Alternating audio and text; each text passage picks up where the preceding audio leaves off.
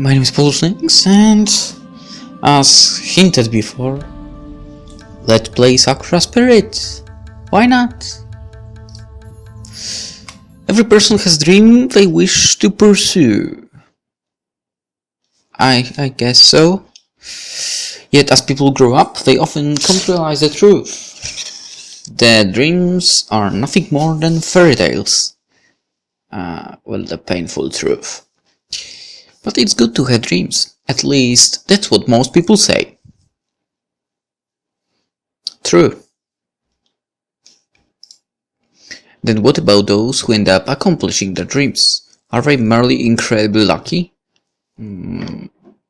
Possibly yes, but at the same point they are the ones that decided not to give up on what they were going after, right? Every man has a dream he wants to accomplish. However, there's something really important you should know, my boy. A real man doesn't give up on his dream, no matter what overwhelming challenges he might have to face. I still remember those foolish words my dad used to say, but despite their silly nature, I found myself inspired by them. Ever since I was a young child, I have been interested in martial arts. It didn't matter whether I watched a match on television or read a manga about some heroic martial artist.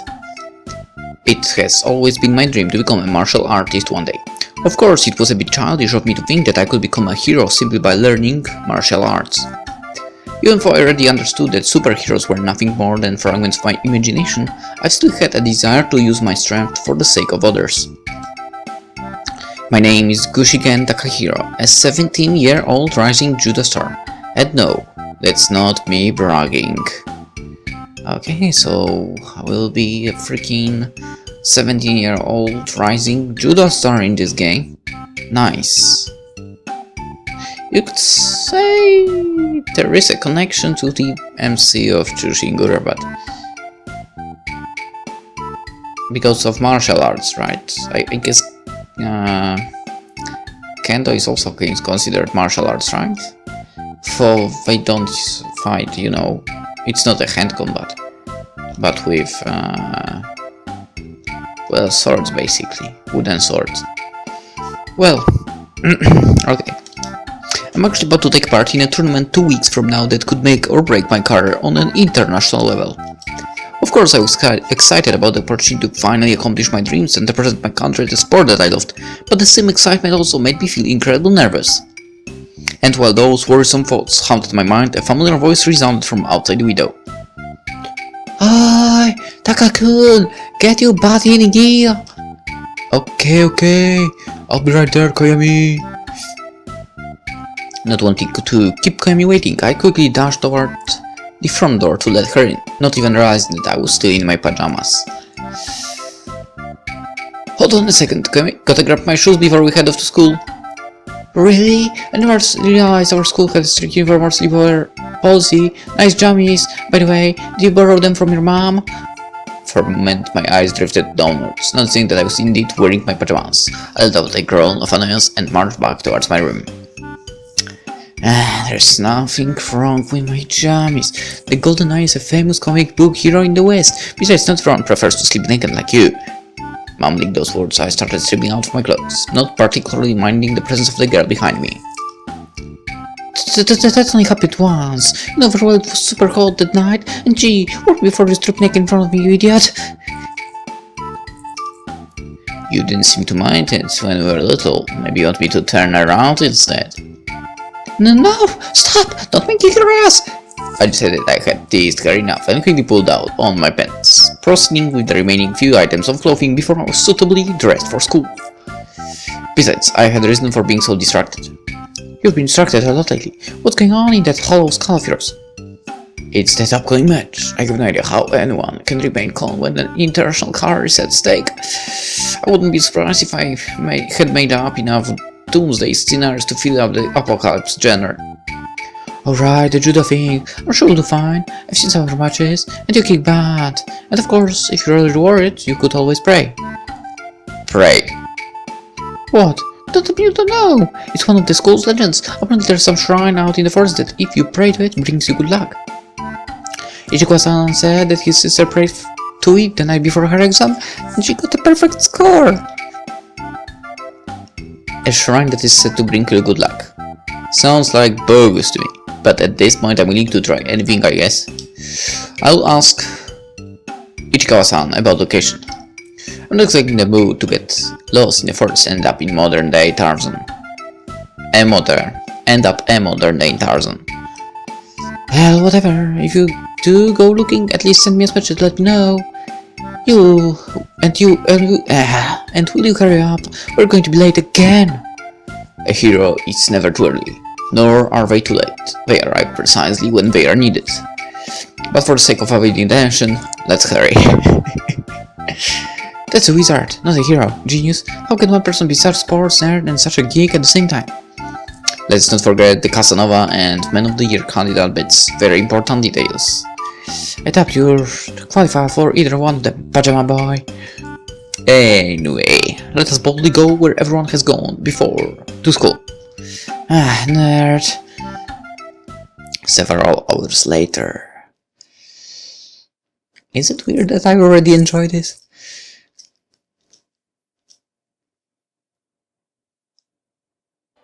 Later today, I finally got the chance to talk to my classmate about the location of the shrine that Koimi had mentioned earlier. Gym was the last thing on the schedule for days, so once people get ready to go home, I approached the guy. Ichikawa, is it true that your sister discovered some shrine that is said to bring you good luck? Oh, let me guess, you want to date her. Well, even if I do have to admit that she's very attractive, I'm afraid she's already going out so. Not to mention, you're not her type. I already got my hands full dealing with Koimi. You can keep your sister to yourself, joke aside. I'm more interested in the shrine. Did she mention where she found it? I didn't know there was anything near the forest, aside from the dojo. She said something about it being near a river and quite high up. To be honest, I wasn't paying too much attention when she was going on about it. I mean, she was wearing this top, and it was tight and... Dude, she's your sister. Stop! I sure don't need to hear the details, and I doubt anyone else is interested. So, do you know anyone who might have heard about the shrine? Are you guys talking about the lucky shrine out in the forest? The one and only. According to Gushikawa's sister, there's supposed to be one near a river. I don't know about it, but there's a fairy girl at the Sakura dojo who knows more about it. Wait, are you talking about Arya-sama? About this tall, ridiculously strong, and super scary? That's the one. In that case, I believe I can still be of help, Takahiro-kun. I know where that place is. Of course you do. We both do. You just want to tag along, don't you? I don't think Arya-senpai would appreciate you visiting her with your usual tricks in mind. I need to remind you that... What happened last time you tried to pick at her after she finished practice? Blood, sweat, and tears. Shut up! I don't peep on the ladies. That's slander, you know. I should sue you. I would never look upon Arya-sama's glorious body in any state of nudity. Oh? So you haven't seen her naked yet? I've been a bit of a side boob, but the hole I found didn't really let me get a good view of...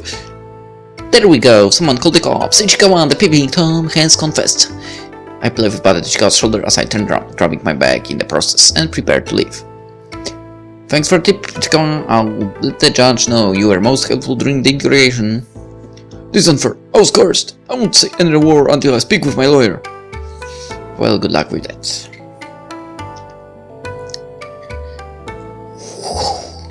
Beautiful. Once school was over, I decided to take my chances with a little bit of intel I had managed to obtain from my classmates.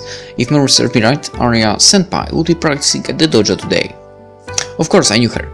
She was a judo student, just like myself, but for whatever reason, she has been refusing to compete in any tournament for a while now. Arya-senpai, are you around? I shouted her name as I parked my bike, looking around for any sign of the girl. Phew, woo, yeah. Follow the shouts and you'll find her. I grinned briefly as I saw Arya seemingly in the middle of practicing a series of motions almost as if she was fighting an imaginary opponent. Perhaps now was a perfect opportunity to surprise her a little. I snuck closer, making sure to make as little noise as possible, before I reached a hand towards her shoulder. Arya! Feeling a hand on her shoulder, Arya reacted. She grabbed hold of my hand and, with a loud grunt, shifted her wave, curling and tipping me over her shoulder. I didn't have time to brace myself for the impact before I hit the ground like a sack of potatoes. Phew, no one sneaks up on the great Kunariji area. Ah, Taka boy, I didn't realize it was you. I'm sorry, are you okay? Kunaichi, more like Tasmanian devil. That straw didn't have a shred of mercy in it. There's no mercy in the ring, Taka boy. Better that you learn that now in 2 weeks' time. Let me guess, you want to do some sparring, don't you? I actually came here to ask you something, but I guess a little sparring wouldn't hurt. What do you want to ask? We've got all afternoon and I could do with a bit of a break anyway. Where to start? You used to take part in big and important matches in the past, right? Did you ever get nervous before going into the ring? Oh yeah, this one time, I got so nervous, I hid in the kitchen upwards until my dad found me and dragged me to the car. Of course, that was when I was like 8. Well, obviously I can go hide for my match. But one of my friends made this stupid suggestion that I go and pray or something. Honestly, at this point I'll do anything to calm my nerves a little. Taka boy, are you sure about this? You mean the match? Of course I am. I've been practicing judo ever since I was old enough to walk. This is my chance to finally represent this country and the sport I love. I seemed to think for quite a long time, all the while tapping her jaw with a finger. Eventually she snapped her fingers and grabbed a tight hold of me. Alright, I'll tell you the way to the shrine, I know, but it's going to require more than a simple clap of your hands and bob of your head. You need to give something to the shrine, something of value. I guess I'll have to think of something before we get there. Thanks and bye. I appreciate the help.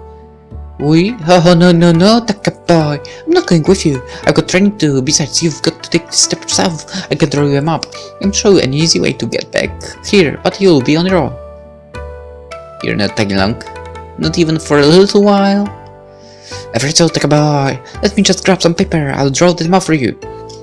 After Arya's return, quick preparations were made, and I followed the directions, noted down the map. Surprisingly, it wasn't all that far.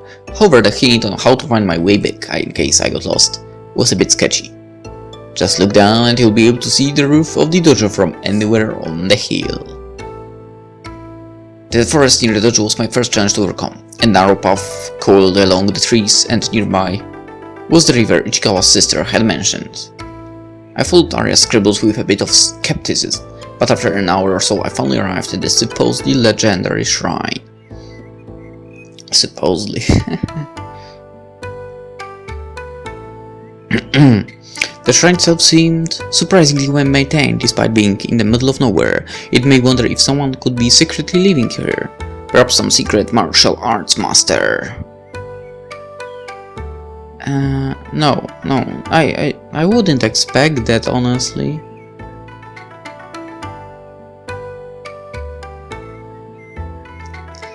The thought of a hermit living in hiding within the shrine in order to prepare himself for an upcoming battle between good and evil started well in my mind.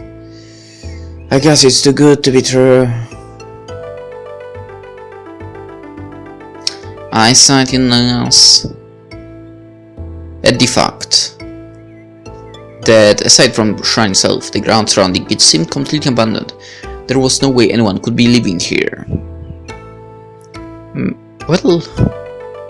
Well, maybe there is someone.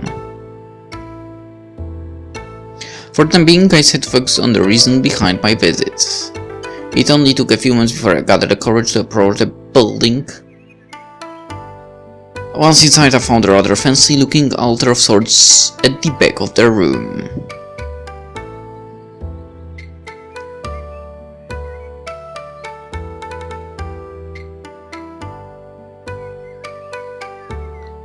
I guess this is the thing everyone's talking about. Suddenly I folded up the map I had been given. Putting it at my back, I approached the altar. I was kind of skeptical about the whole religious aspect, so I wasn't too sure if this was actually going to work. I don't even think luck will do me much good in a match like this. In my opinion, there wasn't any room for things like luck in martial arts. Judo is all about using the knowledge you have gained through training. Of course, a good mental talent also helps. There was simply no room for something as superstitious as luck. Clearly, this was going to be a match where my experience and talent would be pushed to their limits, nothing more and nothing less. How curious. The boy doesn't believe in superstition, and yet he stands here surrounded by the very thing he denounces. Upon hearing the voice, I looked around trying to find the source, but there was no one to be seen. Who's there? Quite a cliché question, but the right thing to ask is, where am I? What are you talking about? Show yourself. Not yet. Entertain me for a while longer, would you? It's a place like no other. Why'd you come here if you do not believe in things such as luck? I came here to prepare myself. Oh, do enlighten me about what is something might be that you are preparing yourself for. I felt a little bit annoyed as the questions continued, but maybe if I kept talking to her I would be able to find out where she was hiding. Well, I am preparing for a tournament, a judo match.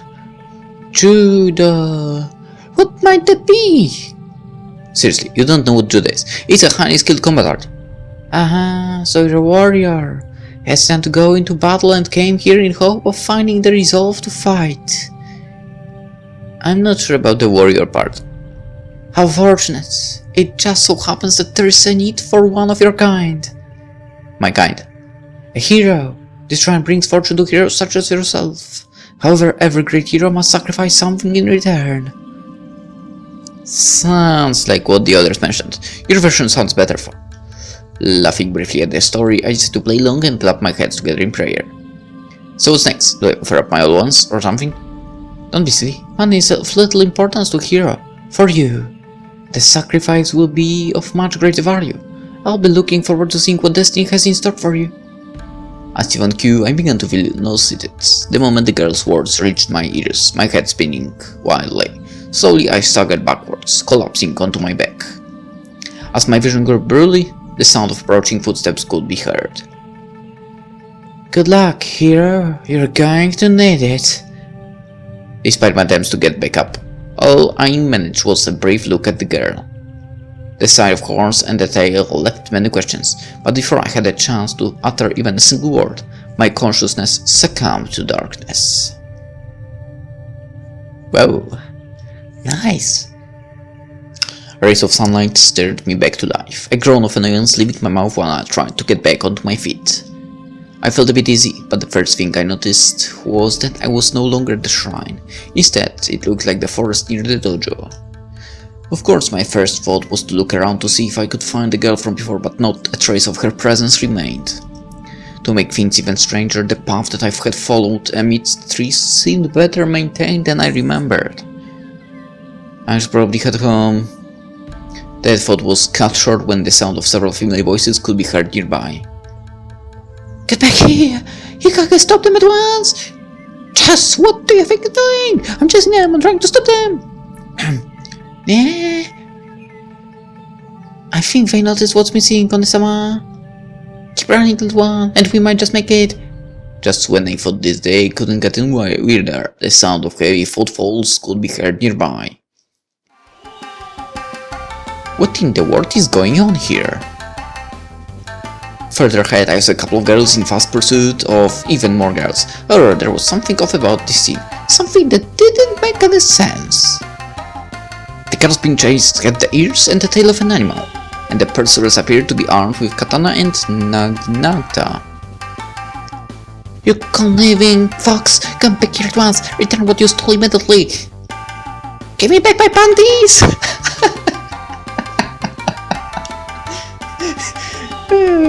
Foxgirls, stealing panties.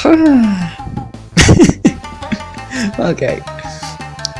Hey Kage, how could you say something out loud like that? Oh my. Okay, how could you say something out loud like that? It should be, how could you say something like that out loud? Panties! Oh no! Save us from the rampaging woman! As I watched the girls run off, I couldn't help but find myself struggling with the decision to just leave them be.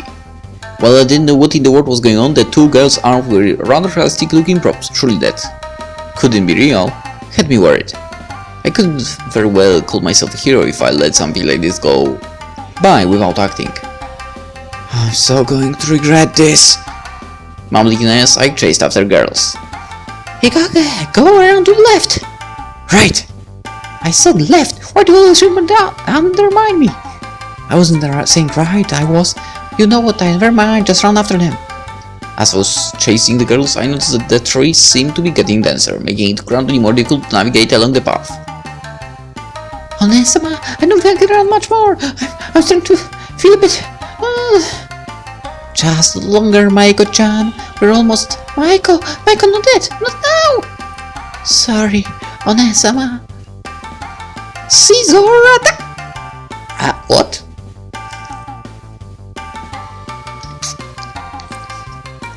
What the hell is a scissor attack? I mean, I have suspicions, but you know, let's not talk about that. I arrived just in time to find a scene taken straight from an action movie. The girl with the blonde hair had collapsed, held in her companion's protective embrace. The two armed girls were approaching them almost unmistakably with killing instincts running amok. And a seasoned martial artist would have felt it. Those girls were going to be in for a beating if I didn't stop them. We've got you now, thieves. I'm going to personally drag your sorry ass back down and have you both put in the stocks. Maybe I'll even show you how it feels to run around without any undies on. Yeah, although I must admit, having a breeze doctor does feel kinda nice. Keeps me feeling fresh and tingly. Should have played this way earlier. Hikage, goodness, don't you have any shame? This is about you. It's about our undergarments, stolen, and these two criminals being brought to justice. Onesama, it hurts. My head hurts. Shh, it's going to be okay, little one. Hey, guards, if you're so desperate to have you under back, then here, gosh. Stop it right there. However, before I was able to interrupt the conversation, the silver-haired girl tossed something into the air. Whatever it was flying straight towards my head. The two summer girls instantly grew flustered. I can see. Who the hell tosses that? Peeling ratings off my face, I raised them into the air, looking like a professor examining the important sample while the thieves made their escape. A pink bra and lacy black panties. Oh boy, I knew this wasn't going to end well. You there? Are you in cahoots with those crafty foxes? And hand those back immediately. Those are evidence of crime, and not for anyone else to touch. Throw the panties right now!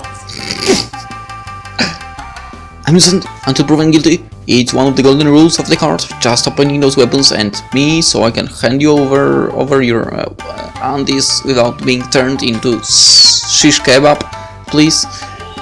What? No, oh, shut up! Just drop them and walk away! I'm Tsukinomiya, chief of the village guards, and I'm ordering you to drop what you're holding right now! I don't know any of village guards, and I seriously doubt a cop would go around dressed like that and wielding a katana. More importantly, the ground here is muddy and dirty. Are you sure I should drop the evidence here? I mean, I could, but...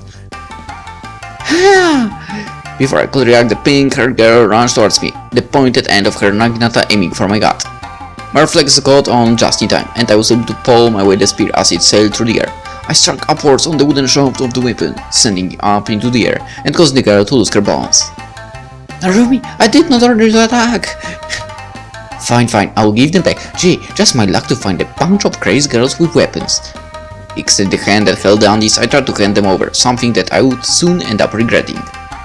You think I'd fall for something so small? You may have fooled me once, but I won't let that happen again.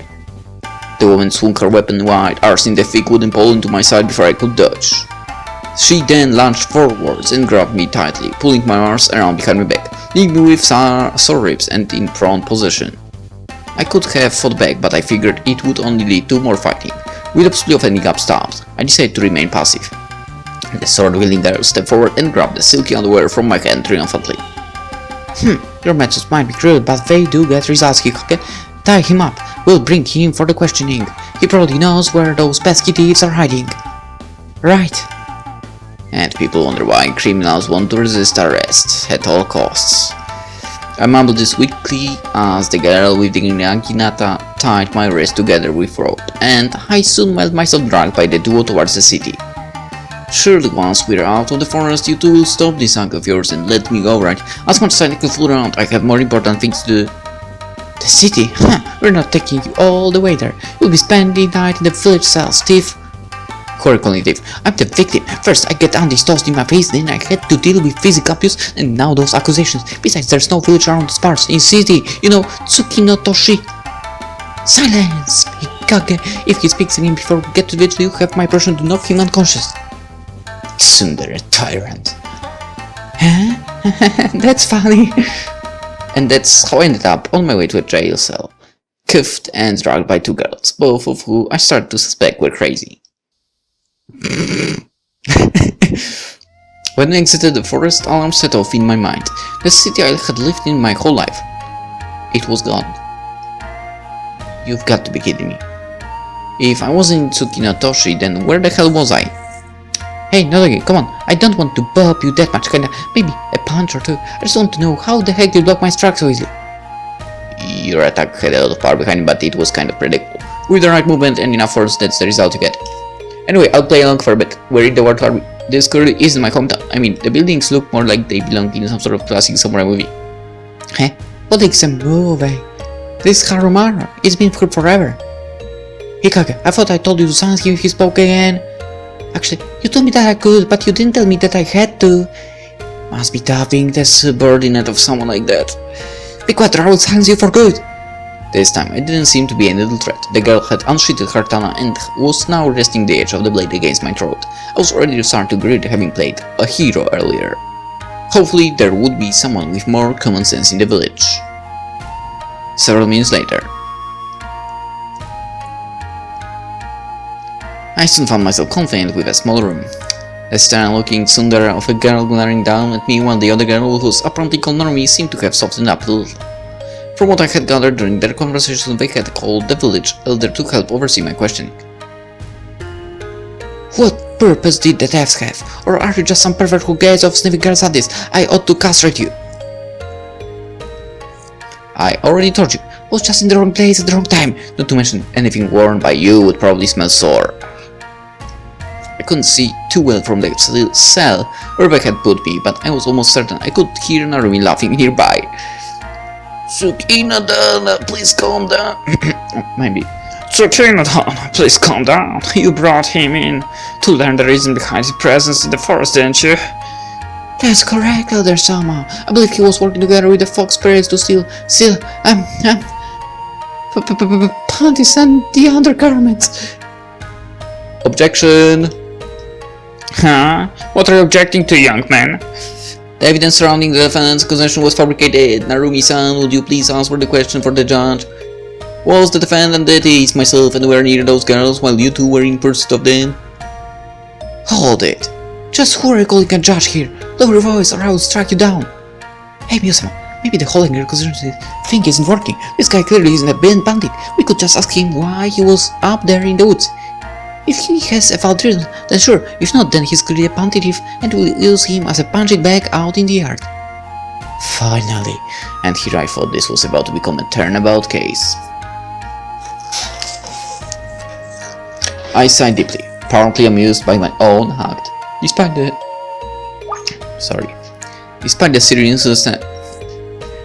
seriousness of the situation, who'd have thought mimicking characters from games and movies would end up getting me out of trouble? Guess my dog has a nightmare right now, because of barking a bit. But it's okay, I think. As long as I didn't become an ace prisoner, things would hopefully turn out for the better. A wise idea, Narumi-chan. How about you start by giving us your name? Gushiken Takahiro. So what were you doing in the forest when these two were chasing the thieves? Well, I'm not entirely sure myself. One moment I was praying at the shrine hidden inside the forest, next thing I knew some weird girl was talking to me. A girl? Yeah, a girl with horns and tail. I know it sounds weird, but I could have sworn I saw her before. I must have fainted. After that I woke up somewhere in the forest. Tsukina-dana-chan, do you recall the story behind the shrine in your village?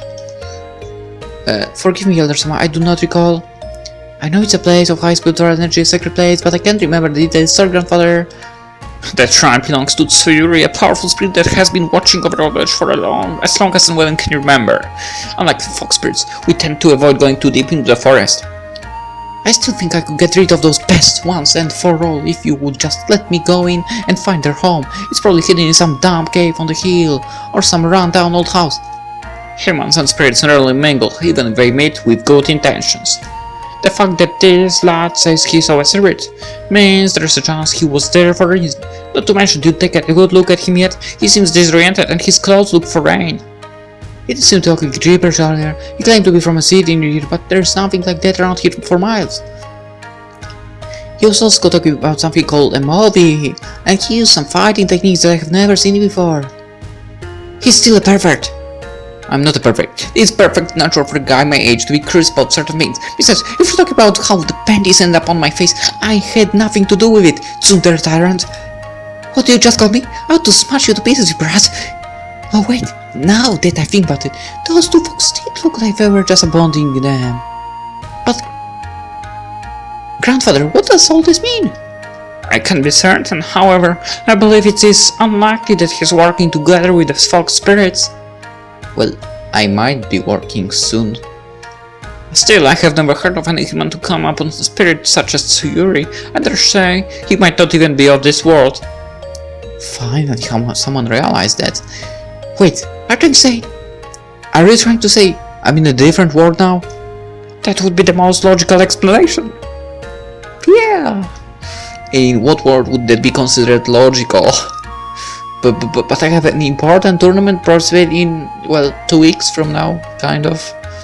You know, it's important and stuff. Yeah. Well, no one has ever experienced something like this before. We'll have to think of how to deal with you, or if it is even possible to get you back to your own world. Now, the question is, do I want to return? I mean, clearly we have samurai girls. Clearly we have foxgirls. In the meantime, a night in the cell won't hurt. He does out the village guard and he resists arrest. He could stay here until the roots for all I care, but I expect the elder will wish to have a talk with you soon. I'm going to clean myself up. I suggest you do the same. I would take offense for the black that I sing, but that was one hell of a run. Those fox spirits run fast. I would still like to know more about those techniques. Takahiro-san, if you do happen to stick around, I might want to go a few rounds with you. It's not like I'll be going anywhere for the time being. It is only for a few hours while we discuss what to do with you. A person such as yourself would end up causing quite a commotion with the villagers, so it is necessary to convince them that you mean them no harm before we release you. And that was how I found myself stuck in a jail cell, while the people responsible for my situation left to deal with personal rounds. This sucks, as if being sent to a different world wasn't bad enough. I'm stuck in jail with my only company being a pair of beautiful, magnificent, majestic fox sisters, you lucky boy. A pair of beautiful... Wait a second. Yahoo! Hi there, panty boy! A familiar face appeared at the top of my cell, a blonde girl with golden eyes. As I watched, she flipped over and landed in front of the cell, waving her hands at me. From the side of the cell, another girl appeared, a wry grin on her face. It's the panty thieves! If you're here to reclaim your hostages, they're already back where they belong. Nope, we saw the guards go into the baths and swipe the maiden's silk again. Look! With that, she pulled out a pair of lacy silken underwear from their sleeve and searched now with her thumbs, showing off her panty prize to me. You came all the way back here to snatch their underwear again, and I'm not sure that Tsundere Tyrant fits that label. The kid with the katana? You would be surprised. I happen to believe that she's as innocent as one can be. She seems far too uptight to let any man touch her. As for returning to the village, we have a debt to settle. I smiled weakly as I wondered what the fox meant by debt. I'm not sure what this debt of yours might be, but I think you better leave before those two return. You don't seem to be on friendly terms with the samurai girls. Wait, if he doesn't know about it, we can just leave, Onesama. My god, that's not how we do things. Young man, your actions allow us to escape our earlier predicament without harm. This places us in your debt, for which we are now repaying you. My god, do the magic. Okay. The younger girl walked forward and placed her hands upon the locked door of the cell. She began mumbling something that I couldn't even begin to understand, and her hands began glowing brightly. Different worlds, girls wielding weapons, and now foxgirls using magic.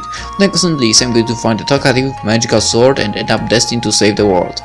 Yeah, that said, I was curious to see what this magic would do to the lock, keeping me imprisoned. The glow flared for a moment before quickly fading. There was a hiss and then a sizzle as the lock dripped to the floor in a mess of melted metal. Well done, Maiko-chan. You did very well. Relax for now, alright? I'm not sure what I'm supposed to be the most surprised about. The fact that the girl just melted a seal lock, or that I'm starting to accept that this is normal. This level of magic is extraordinary. Maiko-chan is quite gifted. But as I said, we are here to settle our debt. If you would like, we can escort you back to the forest where we first encountered you. I do, however, suggest that you decide quickly. Guards do not bluff for long. I should know. I have observed them for a while. Well, I don't plan on sticking around, so I'll gladly accompany the two of you out of here. Maybe I'll be able to find my way back home. Lead the way, baby Tommy.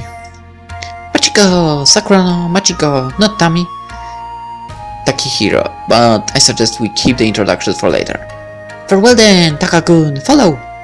As I was stepping out, the sound of a familiar voice boomed in the distance. Thieves! Crafty foxy kleptomaniacs! I'll skin you alive! I think that's our cue to get out of here. And with that, the three of us darted out of the prison. And while we are darting out of the prison, let's end the episode and we'll continue the story of Sakura Spirit tomorrow in the next one. For now, hope you enjoyed it and see you then. Bye bye.